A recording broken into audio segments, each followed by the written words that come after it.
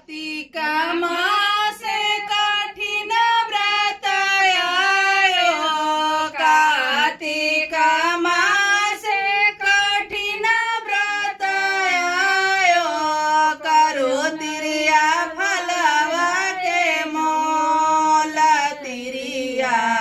करो तिरिया सुपवा के मोल तिरिया,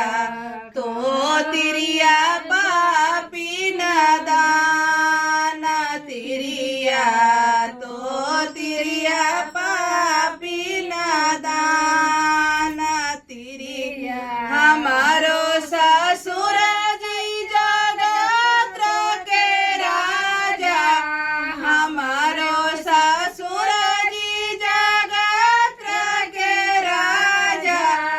अपने से कलन सुपवा दान छठी माँ